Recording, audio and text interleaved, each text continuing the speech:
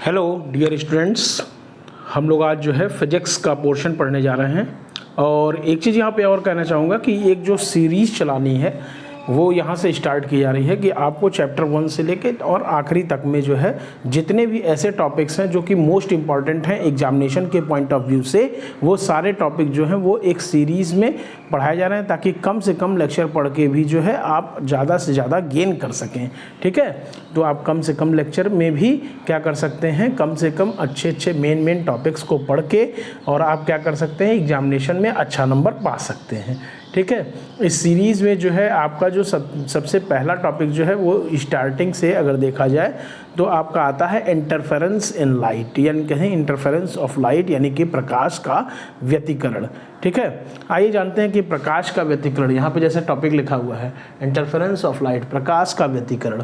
ठीक है, यानी प्रकाश का व्यतिकरण किस प्रकार से होता है, अगर ये जानना चाहें तो इसके पहले जैसे आप कुछ चीज़ें पढ़े हुए हैं, क्योंकि ये इंपॉर्टेंट में है इसलिए हम लोग कुछ चीज़ें जो हैं पिछले ट्रेंड को लेते हुए चलेंगे। यहाँ पे देखिए, जब हम लोग बात करेंगे किसी एक प्रकाश स्रोत की जो कि क्या है, एक वर्णीय प्रकाश स्रोत है, यानी एक कलर का जिसमें से एक रंग की लाइट निकलेगी, उसमें क्या होगा, तो उसमें क्या होता है कि जब लाइट निकलती है तो आप जानते हैं क्या होगा, उसका जो तरंगाग्र होगा वो कैसा होगा, स्फेरिकल शेप का होगा, यानी गोलाकार आकृति में वह आगे की तरफ बढ़ता चला जाता है और एक समान रूप से बढ़ता है। लेकिन जब क्या किया जाएगा, उसी मोनोक्रोमेटिक सोर्स को ही, यानी एक वर्णीय स्रोत को ही क्या किया जाए, अगर उसके आगे दो स्लिट लगा दिए जाए। स्लिट का मतलब बेटा क्या होता है कि जैसे मान लीजिए अगर एक पेज है, ठीक, उस पेज में आप क्या करें, दो जगह पे इस तरीके से छेद कर दें।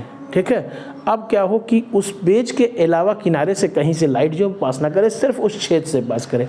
अब जब उस छेद में से पास करेगी, उस स्लिट में से पास करेगी लाइट, तो आगे की तरफ कैसे जाएगी। ठीक है, अब वो जब आगे की तरफ जाएगी तो आप देखेंगे कि सामने की तरफ जो स्क्रीन होगा, उस स्क्रीन पे जो लाइट्स पड़ेगी वो एक समान नहीं पड़ेगी, यानी कि एक तरीके से इक्वल लाइट्स जो है वो नहीं पड़ेंगी। और इक्वल लाइट्स नहीं पड़ने का मतलब कि उनकी इंटेंसिटी जो है वो सेम नहीं होगी।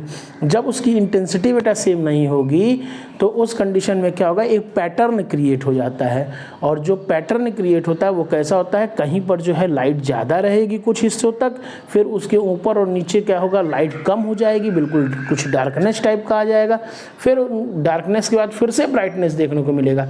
ऐसे करते हुए क्या होती हैं, पट्टियाँ बन जाती हैं। इन्हीं फ्रिंज, इनको क्या कहता है, फ्रिंज बोला जाता है। और यही फ्रिंजेस जो हैं वो क्या कहलाते हैं, इंटरफेरेंस कहलाते हैं। ठीक है, ये पैटर्न जो पूरा बनता है, यही पैटर्न क्या कहलाता है, इंटरफेरेंस कहलाता है, या कहें इसी को हम लोग क्या कहते हैं, व्यतिकरण कहते हैं। ठीक, इसका एक इम्पॉर्टेंट जो है डेरिवेशन आपका है YDSC, Young's double slit experiment.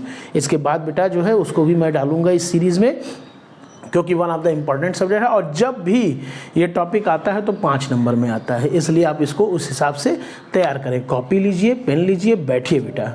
ठीक, पढ़ने आए हैं तो उस हिसाब से इसको स्टार्ट करते हैं। ठीक है, आपके जैसा भी इसके पहले जो भी आपने पढ़ा है, अगर आपने नहीं भी पढ़ा है तो कुछ बेसिक्स के देखने के बाद जो है भी आप इसको जो है पढ़ सकते हैं। अदरवाइज़ मैं साथ में जो है इसके बेसिक्स भी आपको बताते चलूँगा। ठीक है, इस ट्रेंड में जब हम लोग आगे बढ़ेंगे तो हम लोग क्या करते हैं, तो सबसे पहले ये समझते हैं कि अगर कोई स्रोत है, एक क्या होगा, प्रकाश का स्रोत होगा, प्रकाश का स्रोत होगा, इसी को बोलेंगे source of light, source of light बोलेंगे। इससे प्रकाश चारों दिशाओं में ऐसे करके आगे की तरफ बढ़ेगी। ठीक है, स्फेरिकल शेप में, स्फेरिकल वेव फ्रंट या कहें तरंगाग्र के तरीके से आगे का हिस्सा रहेगा। और इसी में हम लोग क्या करेंगे कि बिल्कुल इसके सीध से थोड़ा सा, लगभग 1 mm ऊपर या नीचे क्या किया जाता है, स्लिट लगाया जाता है। S1 और S2 के बीच की जो डिस्टेंस होती है, लिए जाती है बेटा, उसको स्मॉल d से डिनोट करते हैं, स्मॉल d से डिनोट करते हैं। ध्यान से सुनिएगा, हो सकता है डायग्राम अगर आपको नहीं क्लियर हो तो आप चीज़ों को सुनते हुए लिखते चलिएगा। अब देखिए, इसके बिल्कुल S1 S2 के बीच के ही पॉइंट से क्या करेंगे, आगे की तरफ जो है हम लोग बढ़ते हुए देख रहे हैं। बिल्कुल सीधी लाइन बनाएंगे। मान लीजिए कहीं यहाँ पे अगर स्क्रीन है, ठीक है, तो ये इस स्क्रीन पे आएगा। आप देखिएगा ये स्क्रीन पे जहाँ पे कट कर रहा है उसको मान लीजिए पॉइंट O है। ठीक, इनके बीच की बेटा दूरी देखिएगा क्या लेते हैं, कैपिटल D लेते हैं। किसके, तो कहेंगे स्क्रीन या कहिए पर्दे और स्लिट्स के बीच की जो दूरी होगी उसको कैपिटल D लेते हैं। ये बेटा लगभग 1 मीटर के आसपास ली जाती है अगर रियल एक्सपेरिमेंट आप देखना चाहें तो। और S1 और S2 के बीच की दूरी जो है, जो स्मॉल d है, वो 1 mm होती है। यानी इसके कंपेयर में S1 S2 की दूरी के कंपेयर में ये लगभग 1000 गुना बड़ा होता है, ये कहने का मतलब है।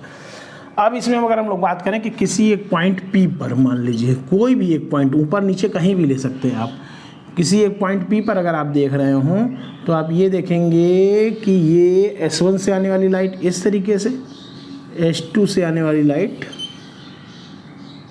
यहाँ पे S2, ठीक है, ये हो गया S2 से ये आ रही, ठीक है। इस तरह से जब लाइट आएगी तो क्या कंडीशन देखने को मिलेगा, कहे कि इस तरीके से आगे की तरफ वेव जाएगी। अब यहाँ पे समझिएगा क्या होता है, पहले वाले को जो 1 मान रहे हैं वो ये वाला, 2 वाला ये नीचे मान। यहाँ जब हम लोग स्टार्ट करेंगे सबसे पहले इक्वेशन लिखेंगे। देखिए जो जनरल इक्वेशन आपने पढ़ा है वो क्या पढ़ा हुआ है, y = a sin omega t। क्या पढ़े हैं आप पढ़े हैं y = a sin omega t, ठीक है। अब जरा सा यहाँ पे ध्यान दीजिएगा, ये डिस्प्लेसमेंट है, y यहाँ पे क्या है, डिस्प्लेसमेंट है, a क्या है, आयाम है, ठीक है। इसी तरीके से t समय है और ओमेगा यहाँ पे क्या होगा, तो कहेंगे ओमेगा जो है वो यहाँ पे कोणीय विस्थापन है, ठीक है। अब हम लोग आगे आते हैं, अगर हम लोग 1 के कंपेयर में 2 की बात करें तो इनके बीच में क्या होगा, कुछ ना कुछ कलांतर होगा, यानी फेज डिफरेंस होगा। ये कुछ वैसा ही है जैसे आप और आपका कोई दोस्त जो है, उनके बीच में अगर 10 मीटर की दूरी है और दोनों लोग एक ही स्पीड से आगे की तरफ बढ़ रहे हों तो आप लोगों के समय के साथ वो जो दूरी होगी वो कम नहीं होगी, क्योंकि दोनों लोगों की स्पीड सेम है। आप भी जो है मान लीजिए 40 किलोमीटर प्रति घंटे की रफ्तार से 40 किलोमीटर पर आवर की स्पीड से आप भी बाइक चला रहे हैं और आपका दोस्त भी 100 मीटर आगे चला रहा है, तो कुछ समय के बाद जब आप देखेंगे तब भी आपके बीच में डिस्टेंस वही रहेगा, ठीक है। तो ये वाली कंडीशन, इसी को कहा जाएगा कलांतर। इसी तरह से अगर एक वेग आगे है दूसरी पीछे है तो क्या हो जाएगा, उनके बीच का कलांतर फाई माना जाएगा, ठीक है। तो कहेंगे कि यहाँ पे जब इक्वेशन लिखेंगे तो हो जाएगा y1 = a sin omega t हो जाएगा, ठीक। ये पहले वाले के लिए इक्वेशन है, जबकि दूसरे वाले के लिए क्या हो जाएगा, y2 = a, ये a1 कर दीजिएगा, a2 sin omega t + phi. एक चीज़ जो यहाँ पे ध्यान रखने वाली बात है, क्योंकि सोर्स सेम है बेटा, इसलिए क्या होगा, तो कहे क्योंकि सोर्स सेम है यानी ये क्या होगा, और फाई इनके बीच का डिफरेंस है, तो इसी चीज़ को कहा था जो दूरी समान रह जाती है। ये क्या कहा था कि इसमें कलांतर क्या होता है, समान रहता है, इसी को कला संबद्ध बोला जाता है, इंग्लिश में बोलते हैं कोहेरेंट, ठीक है। इनकी वेवलेंथ हमेशा क्या होगी, सेम होगी। वेवलेंथ यानी तरंगदैर्घ्य इसलिए सेम है क्योंकि इनका प्रकाश स्रोत एक ही है, ठीक है। अब और ये एक वर्णीय है, ठीक है। तो यहाँ से हम लोग को 2 इक्वेशन मिला, एक मिला y1 = a1 sin omega t और दूसरा मिला y2 = a2 sin omega t + phi. अब देखिएगा सबसे पहले हम लोग पढ़े हैं तरंग का अध्यारोपण। तरंगों का जो अध्यारोपण या कहें कि सुपरपोजिशन ऑफ वेव्स जो आप पढ़े थे, वहाँ पे आपने पढ़ा था कि इनका क्या होता है, बीजगणितीय योग किया जा सकता है या कहें वेक्टर समेशन किया जा सकता है। तो वेक्टर समेशन जब करेंगे तो आप ये फार्मूला पढ़े होंगे, vector y = vector y1 + vector y2 and so on. जितने भी तरंगे होंगी, यहाँ पे 2 हैं तो हम लोग 2 ले रहे हैं, ठीक, क्योंकि ये क्या है, विस्थापन है। और क्या होता है, आप पढ़े होंगे प्रकाश जो है वह एक सीधी रेखा में गति करता है, तो जब प्रकाश सीधी रेखा में गति कर रहा है तो इसकी दूरी और विस्थापन दोनों सेम होगा। इसीलिए क्या करेंगे कि इसको वेक्टर के टर्म से क्या कर देते हैं, सिंपली बीजगणितीय योग कर देते हैं, यानी y = y1 + y2 की कंडीशन की। अब दोनों इक्वेशंस को आप यहाँ पे y की वैल्यू में y1 और y2 के वैल्यू को पुट करेंगे, क्या आ जाएगा, a1 sin ओमेगा t, ठीक, ये हो गया y1 की वैल्यू।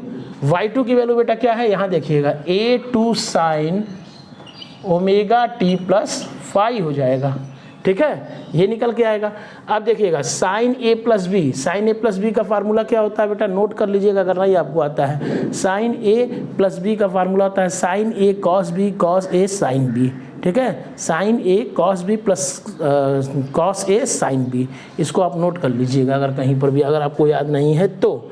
और वहाँ से जब हम लोग यहाँ पे साइन ए कॉस बी का फार्मूला रखेंगे तो आ जाएगा, ये देखिए ये एज इट इज़ आ रहा है sign A1 sine omega T, और देखिए A2 का मल्टीप्लिकेशन भी होगा तो कहे A2 इंटू साइन ए, यहाँ पे क्या है, ए मतलब ओमेगा टी और फाई मतलब क्या हो गया, बी हो गया यहाँ पे फाई, ठीक है। तो हो जाएगा ए साइन ए यानी ओमेगा टी कॉस बी यानी फाई प्लस कॉस ए और उसके बाद कहेंगे साइन बी। ये आ गया आपका, ये प्लस है बेटा, ध्यान रखिएगा, ठीक है। अब जरा देखिएगा यहाँ पे क्या लिखा हुआ है, A1 साइन ओमेगा टी, यहाँ A2 साइन ओमेगा टी, और यहाँ पे देखिए क्या यहाँ पे A2 का मल्टीप्लिकेशन भी होगा, प्लस किए A2, ठीक है, cos omega T sine phi. अब देखिएगा यहाँ पे क्या आ रहा है, A2 साइन ओमेगा टी, यहाँ आ रहा है A1, दोनों में क्या है साइन ओमेगा टी, कॉमन ले सकते हैं। तो यहाँ से हम लोग क्या करेंगे, साइन ओमेगा टी को कॉमन लेंगे, तो ये जाएगा A1 प्लस A2, ठीक है, कॉस फाई, और ये आ जाएगा क्या, साइन ओमेगा टी हो गया कॉमन, ठीक है, प्लस यहाँ पे आएंगे तो लिखेंगे A2 sine phi cos omega T, ठीक है। अब देखिएगा यहाँ से ओमेगा टी को अलग कर लेना है मल्टीप्लिकेशन के जरिए, ठीक है। ये जो चीज़ है यहाँ पे थोड़ा सा ध्यान दीजिएगा कि अगर A1 और A2 दोनों के लिए अलग अलग एम्पलीट्यूड है तो जब कंबाइंड होगा और y यहाँ पे जो है वो क्या होगा, रिजल्टेंट कह सकते हैं के रूप में हमको रिजल्टेंट डिस्प्लेसमेंट या कहें परिणामी विस्थापन के रूप में मिलेगा। तो उसका आयाम हम मानते हैं कि कैपिटल A होगा और उसके जो कंपोनेंट्स होंगे वो दो होंगे, एक होगा क्या कॉस के टर्म में और दूसरा साइन के टर्म में, जैसे कि आप जो है बलों में पढ़े भी होंगे।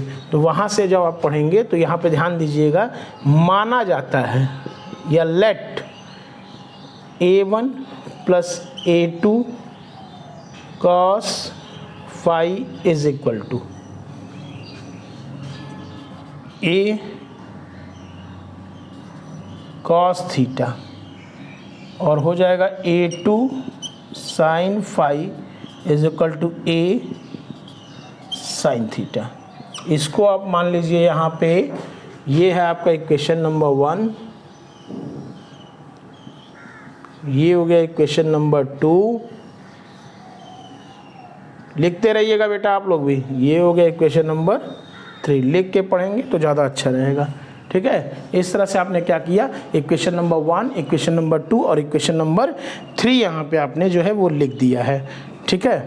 अब आते हैं देखिएगा इक्वेशन नंबर 2 और इक्वेशन नंबर 3 को क्या करेंगे, उनको वर्क करेंगे और वर्क करने के बाद जोड़ देंगे। तो कहेंगे समीकरण या कहें इक्वेशन नंबर 2 एंड 3, समीकरण 2 और 3 के वर्गों का योग करने पर, आप भी लिखते रहेंगे, ठीक है। अब क्या हो जाएगा देखिएगा, ये पूरा टर्म वर्ग होगा, स्क्वायर करेंगे, ये पूरा टर्म स्क्वायर होगा, तो हम लोग लिखते हैं ये हो गया A कॉस थीटा का square plus A sine theta का स्क्वायर, दोनों को जोड़ भी दिए इधर वाला, अब इधर वाला करते हैं A1 plus A2 cos phi का स्क्वायर प्लस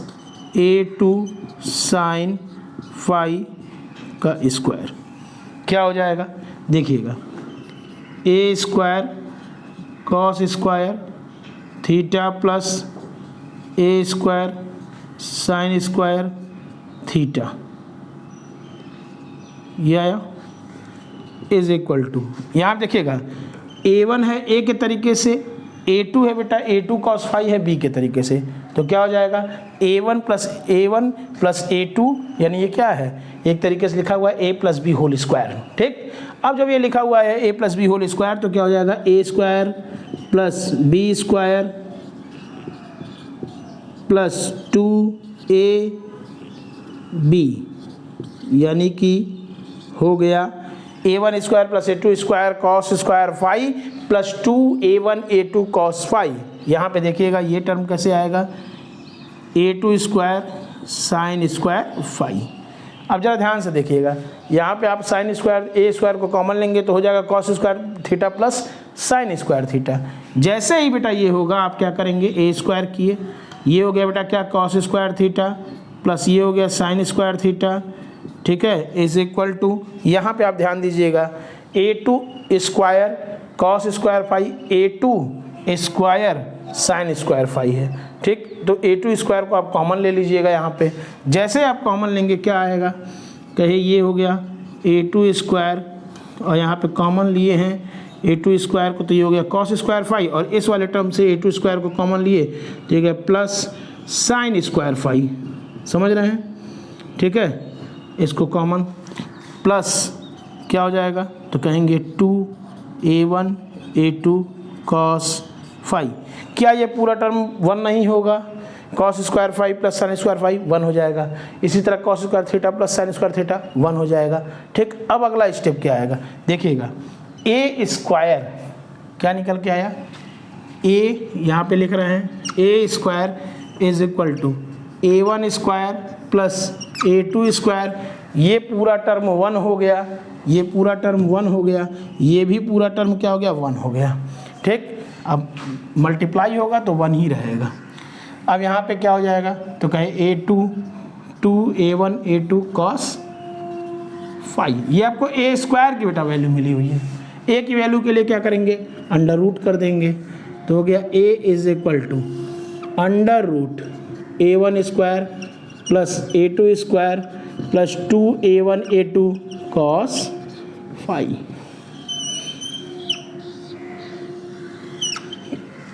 ये आपका फार्मूला तैयार हो गया, किसके लिए, एम्पलीट्यूड के लिए। अब एक चीज़ और ध्यान दीजिएगा, एम्पलीट्यूड जो होता है वह क्या होता है, एम्पलीट्यूड का वर्ग इंटेंसिटी के स्क्वायर के क्या होता है, डायरेक्टली प्रोपोर्शनल। यानी इंटेंसिटी जो होती है वो क्या होती है, एम्पलीट्यूड के स्क्वायर के डायरेक्टली प्रोपोर्शनल होती है, ठीक। अब अगर हम लोग यहाँ से लिख रहे हों तो क्या होगा, तो कहे ए स्क्वायर के जगह पे आई आ जाएगा, इसी तरीके से a1 स्क्वायर के जगह पे i1 आ जाएगा, 8 प्लस a2 स्क्वायर के जगह पे i2 आ जाएगा, प्लस 2 के जगह पे 2 ही रखे, a1 की जगह क्या हो जाएगा, जब a1 स्क्वायर i1 है तो a1 क्या होगा, अंडर रूट i1 होगा। इसी तरह से जब a2 स्क्वायर i2 है तो a2 सिर्फ क्या होगा बेटा, अंडर रूट i2 होगा और दोनों मल्टीप्लाई होके इस तरीके से लिखाएंगे। इसके बाद क्या हो गया, कॉस फाई अपनी जगह पे रहेगा। ये तुमको बेटा मिल जाएगा क्या, इंटेंसिटी का फार्मूला, ठीक है। ये हो जाएगा रिजल्टेंट इंटेंसिटी और ये हो जाएगा क्या, रिजल्टेंट एम्पलीट्यूड, ठीक है। यानी अगर कोई भी ऐसा क्वेश्चन आया जिसमें तुमको 2 एम्पलीट्यूड दिए हुए हैं और उनके बीच का कलांतर दिया हुआ है यानी एंगल दिया हुआ है, तो तुम क्या कर सकते हो, परिणामी विस्थापन निकाल सकते हो। इसी तरीके से अगर तुमको 2 अलग अलग वेव्स का क्या दिया हुआ है, इंटेंसिटी दी हुई है i1 और i2 और उनके बीच का कलांतर यानी कि उनके बीच का फेज डिफरेंस दिया हुआ है, तो तुम क्या कर सकते हो, रिजल्टेंट इंटेंसिटी यानी परिणामी क्या कहते हैं, तीव्रता निकाल सकते हो, ठीक है। तो ये हो जाएगा, यहाँ तक का आप नोट डाउन कर लीजिए। इसके आगे का जो चीज़ें हैं वो क्या हैं, तो उसको भी हम लोग देख लेते हैं। जैसे अगर मान लीजिए कि एक कंडीशन दे दे कि दोनों आयाम एक ही हों, अगर मान लीजिए यहीं पे कम आ जाए कि लेट, मान लेते हैं ये सिर्फ कंडीशन है, ये बेटा कंडीशन है, ठीक है। केस 1 मान लीजिए दिया हुआ है, late a1 is equal to a2, तो इसको मान लेंगे कि ये a के बराबर होगा। अब a की वैल्यू क्या होगी, रिजल्टेंट अंडर रूट a1 की जगह लिखेंगे a square plus a square plus 2a into a cos phi, ये हुआ। अब क्या आएगा, under root 2a square plus 2a square cos phi, ठीक है। इस तरीके से ये टर्म निकल के आएगा। यहाँ से आप चाहें तो 2a स्क्वायर को कॉमन ले सकते हैं। जैसे आप 2a स्क्वायर को कॉमन लेंगे, 2a स्क्वायर आपने कॉमन लिया, हो गया 1 प्लस कॉस फाई, ठीक है। इसी तरीके से और एक चीज़ जान लीजिएगा, अगर आपने फाई को मान लिया कि ये 2 थीटा के बराबर है, तो ये लिखा हुआ है 1 प्लस कॉस 2 थीटा, ठीक है, क्या हो जाता है, तो कहेंगे ये हो जाता है साइन स्क्वायर थीटा माइनस 1 हो जाता है, ठीक है। और वहाँ से भी आप इसको सॉल्व कर सकते हैं, अदरवाइज़ यहाँ पे भी आप छोड़ सकते हैं इसको, ठीक है, ये भी हो सकता है यहाँ तक का टर्म। इसको आप डायरेक्ट भी याद रख सकते हैं किस टर्म में, जब दोनों आयाम क्या होंगे, दोनों तरंगों के आयाम एक दूसरे के बराबर होंगे। अगर ये दोनों के आयाम एक दूसरे के बराबर हैं तो डेफिनेटली उनकी इंटेंसिटी भी बराबर होगी, तो रिजल्टेंट इंटेंसिटी क्या हो जाएगी, कहे I1 is equal to I2 is equal to I हो जाएगी। अब यहाँ से देखिएगा क्या हो जाएगा, तो कहे I इज इक्वल टू, ठीक है, यहाँ पे क्या लेंगे आप, मान लीजिए कि क्योंकि ये रिजल्टेंट में भी आप I डैश मान लीजिएगा रिजल्टेंट वाले को, तो ये हो गया I1 की जगह I लिखे, I2 की जगह भी I लिखे, plus 2 under root I into I cos phi 2I plus I क्या हो गया, I स्क्वायर हो जाएगा, I स्क्वायर अंडर रूट में है तो I बाहर आ जाएगा, तो प्लस 2I कॉस फाई, ठीक है। और यहाँ से ये निकल के क्या आ जाएगा, यहाँ से ये निकल के आ जाएगा 2I1 प्लस कॉस फाई, इससे भी आप निकाल सकते हैं, ठीक है, इसको नोट डाउन कर लें।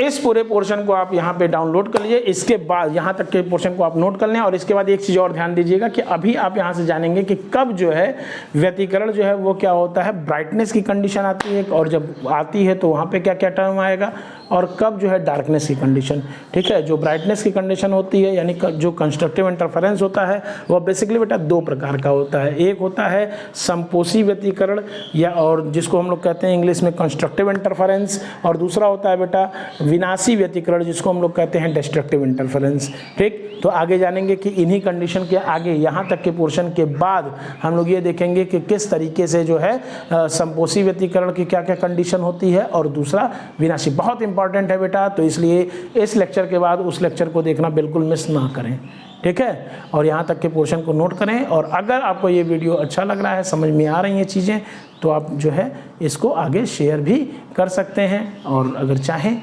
आपको लगे कि हम जो है यहाँ से पढ़ सकते हैं इस चैनल से, तो आप इसे सब्सक्राइब भी कर सकते हैं, अदरवाइज़ आप अपने हिसाब से डिसीजन ले सकते हैं। देखिएगा एक बार हम लोग इसको रिवाइज कर लेते हैं क्या है। देखिए हम लोगों ने कहा कि एक प्रकाश स्रोत था, ठीक है, जो मोनोक्रोमेटिक लाइट सोर्स यानी कि कहेंगे एक वर्णीय प्रकाश स्रोत। यहाँ से क्या हुआ, इसके सामने दो स्लिट्स हुए S1 और S2, इनसे लाइट्स बाहर की तरफ आए।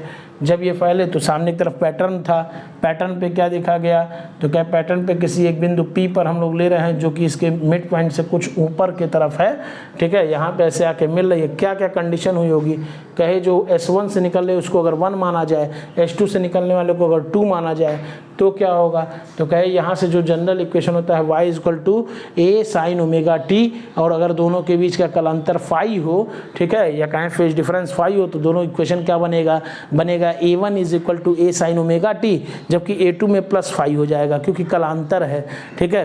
तो हो जाएगा y2 is equal to a2 sign, और फिर ब्रैकेट में हो जाएगा omega t plus phi.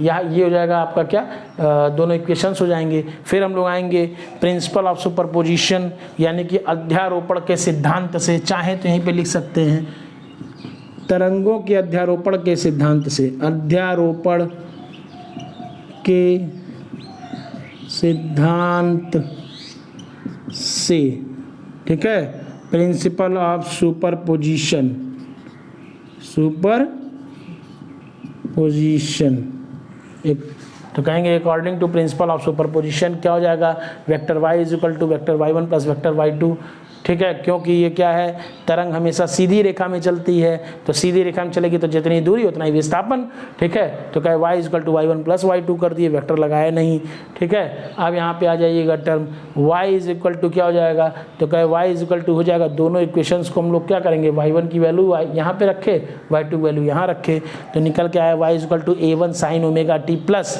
a2 और sine omega t plus phi. ये देखिए साइन a प्लस b का फार्मूला एक्ट होगा, sine sine A plus B का फार्मूला क्या होता है, sine A cos B plus cos A sine B. Same वही चीज़ जो है इस टर्म में किए हैं। बाकी का यहाँ y equal to Y A1 sine omega T के जगह पे लिखिए A1 sine omega T, plus के जगह प्लस, A2 के जगह देखिए A2 दोनों मल्टीप्लाई होगा दोनों टर्म में, क्योंकि यहाँ बीच में प्लस आ रहा है। तो कहे A2 sine omega T cos omega T, यानी sign A cos B plus cos A sine B. उस फार्मूले से ये निकल के आ गया आपका क्या, तो कहेंगे A1 sine omega T plus A2 sine omega T cos phi plus A2 cos omega T sine phi. ठीक है, अब यहाँ से ध्यान दीजिएगा, यहाँ पर लिखा हुआ है साइन ओमेगा टी, यहाँ भी साइन ओमेगा टी, तो साइन ओमेगा टी को दोनों टर्म में कॉमन लिए, जैसे ही कॉमन लिए क्या बचा, इस वाले में A1 बचा, इस वाले में A2 कॉस फाई बचा। ठीक है, साइन ओमेगा टी आ गया यहाँ पे कॉमन लेने के बाद। और यहाँ पे हम लोग क्या किए, क्योंकि ओमेगा टी है तो यहाँ पर भी हम लोग कॉस ओमेगा टी वाले टर्म को बाहर की तरफ ले लेते हैं। अब ये करते हैं यहाँ से एक्सपेरिमेंट के अकॉर्डिंग क्या करेंगे, तो कहे क्योंकि रिजल्टेंट एम्पलीट्यूड ए के दो कंपोनेंट्स होंगे, एक होगा कॉस ओमेगा टी, दूसरा होगा साइन ओमेगा टी, तो एक कंपोनेंट हम इसको मानना है, दूसरा कंपोनेंट हम इसको मानना है। वहाँ से लिखे A1 plus A2 cos phi is equal to cos A cos theta, और हो जाएगा A2 sine phi is equal to A sine theta. ये इक्वेशन नंबर 2 लीजिए, ये इक्वेशन नंबर 3 लीजिए। फिर आगे लिख रहे हैं कि लेट इक्वेशन नंबर 2 और 3 के साथ क्या कर रहे हैं, तो कहेंगे कि let addition of the square of equations getting add, और वहाँ से हम लोग क्या करेंगे, दोनों इक्वेशन का स्क्वायर करके उनको ऐड कर देंगे। जैसे ही बेटा हम इसको ऐड करेंगे, अब हम लोग क्या देख रहे हैं, स्क्वायर करने के बाद देखिए ए कॉस थीटा, तो लिखे ए कॉस थीटा, उसका स्क्वायर लिखे, प्लस करना है ए साइन थीटा और प्लस उसका स्क्वायर, इन दोनों को ऐड करेंगे, ऐड किए इज इक्वल टू, यहाँ पे क्या आ जाएगा, देखिए इसका पूरा टर्म लिखे, इसको स्क्वायर किए, प्लस ये वाला पूरा टर्म लिखे, इसको स्क्वायर किए। अब देखिएगा इसके जस्ट नीचे यहाँ पे A square cos square theta plus A2 sine square theta A square sine square theta is equal to क्या हो जाएगा, यहाँ देखिए a plus B whole square का फार्मूला लगेगा। a plus B whole square का फार्मूला क्या होता है, a sine A square plus B square plus 2ab, वही सेम फार्मूला यहाँ पे अप्लाई किया गया, हो गया A1 square plus A2 square cos square phi plus 2A1 A2 cos phi, और उसके बाद ये टर्म यहाँ पे आ गया क्या, A2 square sine square phi. उसके नीचे आएंगे, यहाँ पे देखिए ए स्क्वायर को हम लोग कॉमन लेंगे, जैसे हम लोग ए स्क्वायर को कॉमन लिए क्या निकल के आया, cos square theta plus sine square theta is equal to, यहाँ पे क्या निकल के आ रहा है, तो कहे ये देखिए A1 स्क्वायर की जगह A1 स्क्वायर, यहाँ पे ध्यान दीजिएगा, यहाँ पे लिखा हुआ है A2 square cos square phi, और यहाँ लिखा हुआ है A2 square sine square phi. तो इन दोनों में क्या करेंगे, A2 स्क्वायर को कॉमन ले लिए और निकल के आया क्या, cos square phi plus sine square phi.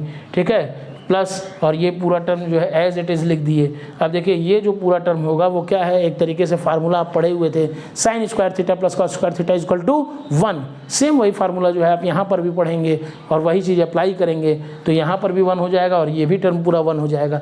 अब ये इक्वेशन जो है आपको कुछ इस तरीके से दिखना शुरू हो जाएगा। ये इक्वेशन क्या बन जाएगा, तो कहेंगे ये हो जाएगा A square is equal to A1 square plus A2 square plus 2A1 A2 cos phi. फिर वहाँ से क्या करेंगे, यहाँ से ए स्क्वायर की जगह ए के टर्म लिखेंगे, तो इसको ए स्क्वायर की जगह पे ए किए, तो ये क्या हो जाएगा, इधर की तरफ दूसरी तरफ अंडर रूट में आ जाएगी वैल्यू। अंडर रूट में क्या आएगी, तो कहे A is equal to under root A1 square plus A2 square plus 2A1 A2 cos phi. जैसे ही ये टर्म करेंगे हमको क्या मिल जाएगा, रिजल्टेंट एम्पलीट्यूड। ठीक है, या हिंदी में कहें परिणामी आयाम मिल जाएगा। फिर उसके बाद हम लोग ये रिलेशन जानते हैं आयाम और इंटेंसिटी के बीच का, I is directly proportional to A square. वहाँ से हम लोग क्या किए, ए स्क्वायर को I मान लिए। जैसे ए स्क्वायर को I मानेंगे, A1 स्क्वायर क्या हो जाएगा, I1 हो जाएगा, A2 स्क्वायर क्या हो जाएगा, I2 हो जाएगा।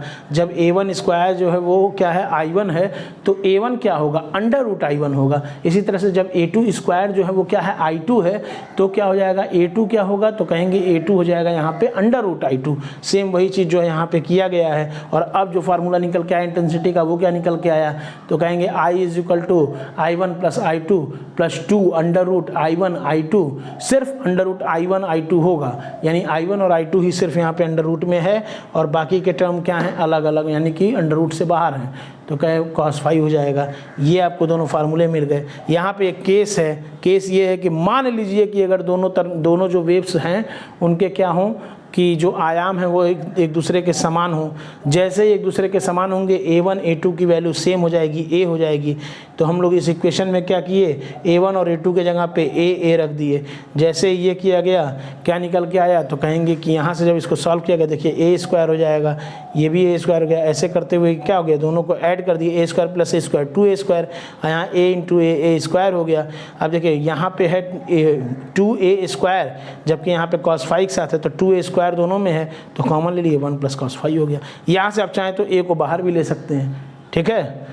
और फिर इसी तरीके से I1 I2 के भी केस में किया गया, सेम I ले लिया गया और यहाँ पे रिजल्टेंट इंटेंसिटी को जो है I' ले रहे हैं और वहाँ से सॉल्व किए तो निकल के आया 2I और 1 + cos phi, ठीक है। ये हो गया आपका रिवीजन। एक बार आप इसको नोट डाउन कर लें, स्क्रीनशॉट ले लीजिए, ठीक है। फिर इसके बाद इसको अच्छे से जो है कॉपी पे नोट कर लें अगर अभी तक नहीं किए हैं तो, और पढ़िए इसको। जस्ट इसके बाद जो है आपको लेक्चर एक हम देंगे किस पे, तो इसी के टाइप्स पे, यानी इंटरफेरेंस का जो टाइप्स था, बात हुई है कंस्ट्रक्टिव और डिस्ट्रक्टिव इंटरफेरेंस, यानी संपोषी और विनाशी व्यतिकरण क्या होता है, यानी कब ब्राइट बनेगा, कब डार्क फ्रिंज बनेगी, कब ब्राइट फ्रिंज बनेगी, कब लाइट ज़्यादा दिखेगा, कब लाइट कम दिखेगा, ये सारी चीज़ें जो है उसमें हम लोग पढ़ेंगे और कैसे उसकी वैल्यू को निकालेंगे, ठीक है। और कितनी दूरी पर, यानी इस सेंटर से कितनी दूरी पर ब्राइट बनेगा, कितनी दूरी पर डार्क बनेगा, ये सारी चीज़ें, उसकी चौड़ाई यानी फ्रिंज विड्थ कितना होगा, ठीक है। और एक चीज़ और जान लीजिएगा, इसमें न्यूमेरिकल्स आते हैं, ठीक है, तो इसके हम लोग न्यूमेरिकल भी लगाएंगे इसी सीरीज में, ठीक है। पढ़ते रहिए, थैंक यू।